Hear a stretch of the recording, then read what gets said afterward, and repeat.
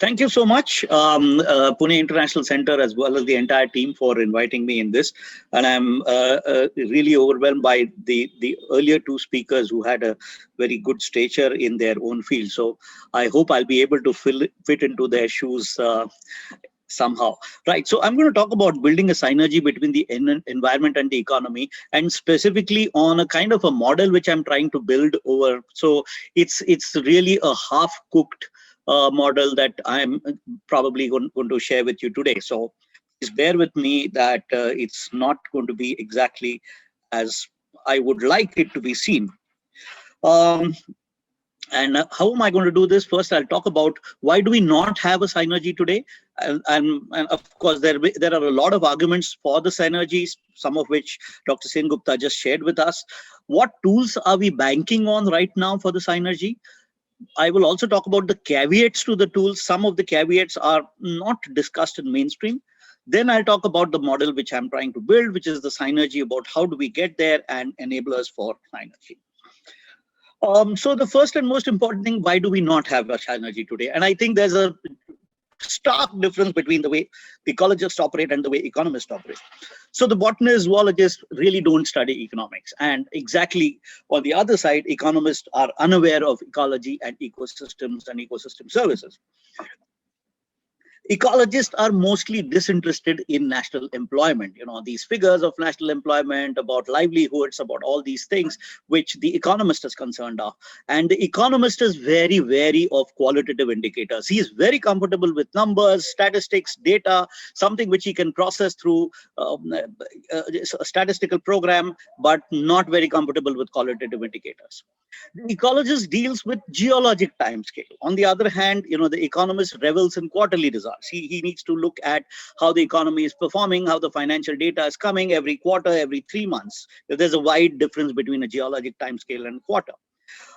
So the ecologist is mainly working with non-linear and non-deterministic ecological futures. You know, if there is a change in the population of one species, you really cannot determine what will be the effect over a period of 5 years. On the other hand, economists are very comfortable with the deterministic future, and these are the major differences. And thus, for ecologists, conservation equals to species conservation. On the other hand, conservation to an economist equal to an impediment to growth. If we say we let the forest of Molem be in their place, don't extract coal, then that's an impediment to growth. And therefore, they are continuously at orthogons. So ecologists view nature as a provider of resources and services, while economists view themselves as provider of human well-being. Well, at least that was supposed to be the intention early on, during when early neoclassical economic thoughts was being developed. Therefore, the ecologists measure how do you maintain the physical and biological diversity of and ecosystem productivity. On the other hand, economists are mainly interested in maintaining economic growth and keeping a check on emissions and global warming. So in this slide, I want to say that it's not the entire fault of economists, but it's also about ecologists who need to look at the other side of the coin. So only if we are able to bring the ecologists and the economists together can we achieve some sort of synergy in the environment and the economy. So the arguments for synergy, I'm not going to waste too much time on this. We have discussed this in detail. You know, zoonotic diseases, all those climate issues and species issues which Dr. Chirag Dhara talked about. Natural resource prices, you know, the prices are skyrocketing. They're growing every day, which tells you very squarely that the resources are depleting. You know, finite resources, when they deplete and the demand does not change, then the prices keep going up. So that's a very clear indicator of depletion of natural resources. Costs of pollution abatement, air, water, soil, all these renewable resources, the costs that we are spending in as a percentage of the tax collected by the government. Huge costs are being spent on pollution abatement. Just look at what happened in Delhi recently. You know, we are paying through our noses. The taxpayer is paying through his nose for improving the air quality. Healthcare expenditure. You know, healthcare has become one of the most profitable industries in the world today, and that's simply because the healthcare is the health industry, and that's because the health is deteriorating significantly. Wealth and income inequality between and within nations is a very clear indicator. Depleting photosynthetic capacity. We are no longer able to sequester as much carbon as we are producing. We are no longer able to produce as much food. I'm not just talking about humans, but I'm talking about the primary production of the planet, which is what photosynthesis gives. That capacity has reduced.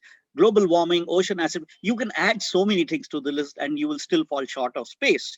So I'm just giving an indicator of the arguments of that. And what are the tools that we are banking on? Well, there are two essential strategies and tools form the part of those strategies: adaptation and mitigation. So in adaptation, we have various tools. We have protection of vulnerable communities, increasing carbon sinks, emergency response and disaster management, economic measures, so many things which countries have already started doing for themselves. And tools for mitigation, we have price and non-price mechanisms, which keep a check on carbon emissions, which keep a check on methane, and so many other greenhouse gases and things like that, which are polluting the non-renewable resources. We have low carbon economy, which is more of a lip service today than anybody doing anything about it. The circular economy, which is probably in some ways an extension of low carbon economy. New measures like the Human Development Index, we are quite sure that the GDP is not a measure of human development, neither for human well-being. So these newer measures are some of the tools that we are. There are a lot of mitigation technologies like carbon capture and methane capture, so many technologies which are coming up.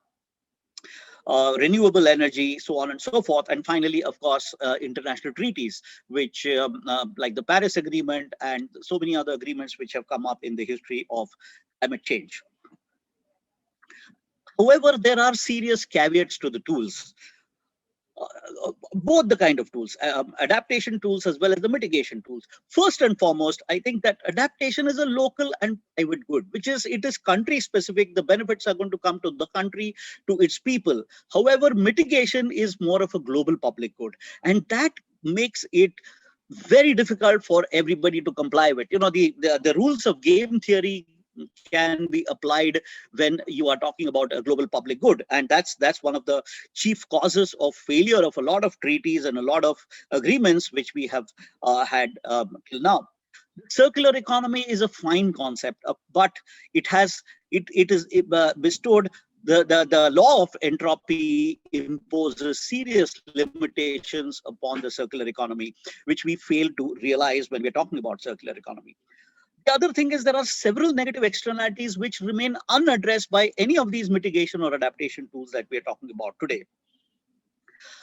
Circular economy, low carbon economy, what have you, that can change the trajectory of the RCP, but it won't influence the shared socio-economic pathways.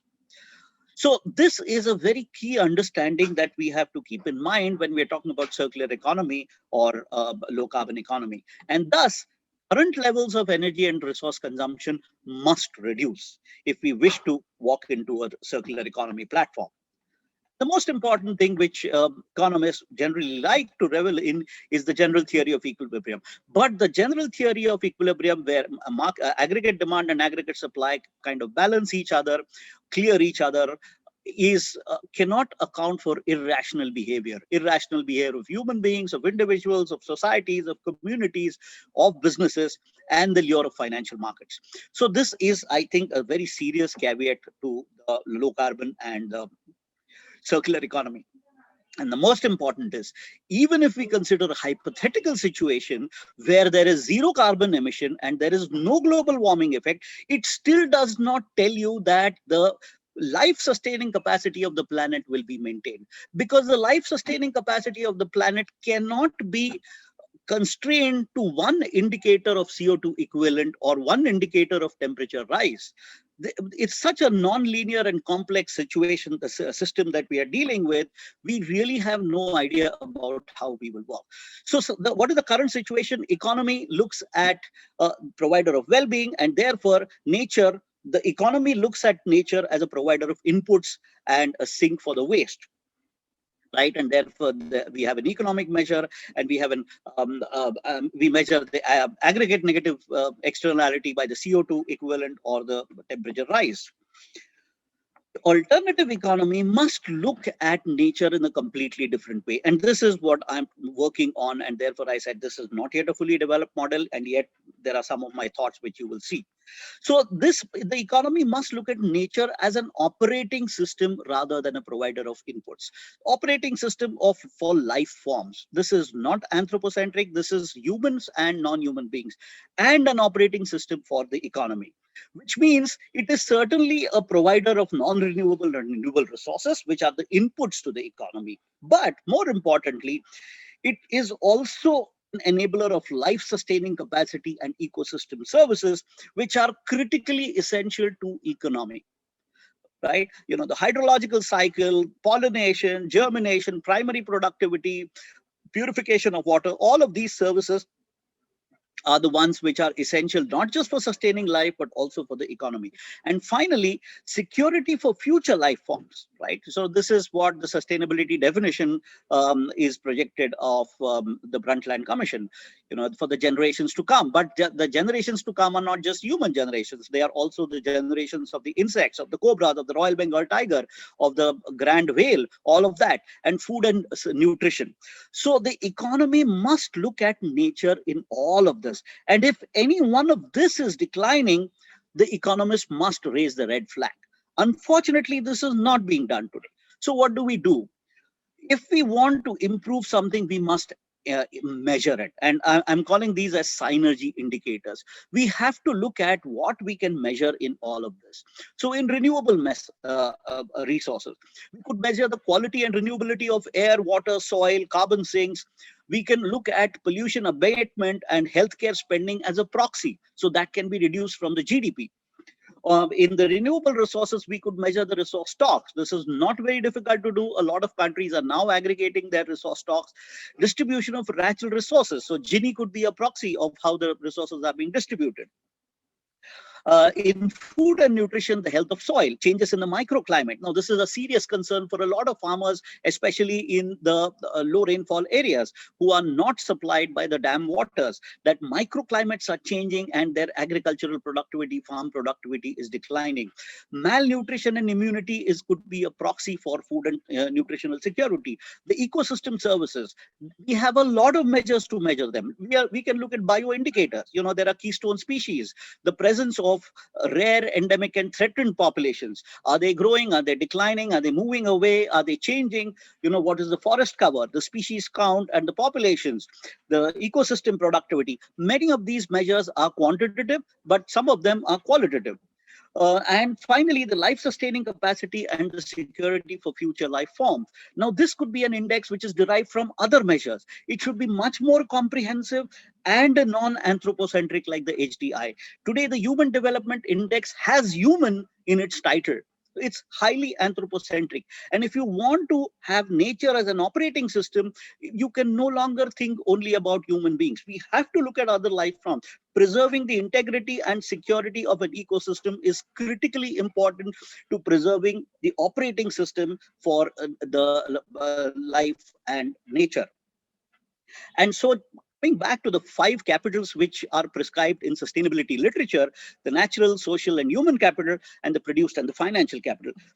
I am trying to say that the first 3 capitals should make up the net worth of the nation. Can we put a figure to it? Can we aggregate these capitals? And then can we compete with another nation on the net worth of the nation, not the GDP growth rate? Today, we are competing with China and other countries on the rate of growth of GDP. Now, this is a completely false measure of anything that we know of. Instead, the net worth, is the net worth of India increasing or declining compared to China, compared to Bangladesh, compared to countries which are in our zone, so on and so forth. And this we must measure the economic growth and the distributive efficiency. There is no point in only measuring the economic growth and the distributive efficiency is not up to the mark. Then you have a Gini coefficient which is rising. So challenges, now how do we get there? What are the challenges? I know these measures are not fully complete and there is a lot of work to be done. But first and the most important challenge is there is a poor agreement on these measures through scientific community, through researchers, and through economists. Second, the measures do not originate in financial transactions, which means they are hard to measure. They're not very easy like the GDP. Qualitative measures can be subjective. Now, this is a huge challenge, but definitely artificial intelligence is something which can be used to remove the subjectivity from the qualitative measures. And it is not convenient in the current political system. Nobody wants to get hold of a measure which you cannot change or you cannot improve in a 5-year term, because it hampers my vote bank into voting for me the next time. But there are several advantages. And the first advantage is it brings multidisciplinary thinking into development. It's not just the economist who's guiding the development of the country, but it's also the botanist, of the ecologist, the geographer, the geologist, the hydrogeologist. So many others will need to come together for that. Second most important is these are lead indicators. They are not lag indicators like the GDP. This is not an X-ray of what has happened, but it can tell you what could happen in the future. And economic growth is not considered a proxy for well-being in this particular section. So finally, what could be my last slide? What could be the enablers for reaching synergy? I think the most important thing is revamping the agriculture and food sector. I have purposefully divided agriculture and food sector separately because food comprises of nutrition and distribution of food, and agriculture comprises of production of food. Now, both of these systems are in dire need of changes in the country, and they are squarely affecting nature conservation and restoration in many more ways than one. And this has been a forgotten sector. Second, regional planning based on biogeography and agroclimate. We have made a historical mistake when Nehru was fascinated by the central planning model of Khrushchev and Stalin, which originated in Soviet Russia. Soviet Russia is a country which is on one particular latitude. Well, not one particular, but it does not span too many latitudes. India spans nearly 28.5 degrees latitude. The amount of sunlight reaching Kanyakumari is completely different from the amount of sunlight reaching Ladakh. The rainfall in Meghalaya is different from the rainfall in Kutch. We have such a diverse climate. How can we have one central planning? It has to be a regional plan based on biogeography and agroclimate. Participative decentralized democracy is what so many people have been talking about right from Gandhian times. Unfortunately, this has not seen the light of the day at all due to various reasons. Activation of CPRs, the common pool resources. This is very important. The tribals have a greater benefit in conservation than you and me who are sitting in cities and doing that. Traditionally, we have used a lot of common pool resources, forest food, fisheries, non-timber forest produce, grazing, watershed, underground water, surface water. So many of them had been common pool, and they are now completely centralized into central governance. Restoration and conservation economy. Now, this economy has a huge potential to create jobs for the least educated people. And most importantly, this economy is capable of conserving traditional knowledge. It does not require data analytics and business analytics and artificial intelligence and machine learning. It requires grassroots knowledge of what is happening between seasons and within the times of the day. That's what conservation and restoration economy is. And finally, I want to say that, this was a famous sentence which Indira Gandhi said in the 1972 Stockholm Conference. She said that poverty is the greatest polluter. And I'm trying to say that poverty is not the greatest polluter. Affluence is the greatest polluter. And that is what we should be doing. We are turning our economy into an economy feeding the affluent. Can we turn it into an economy feeding the people, not just the affluent? Right? So that brings me to the end of my presentation. Thank you so much.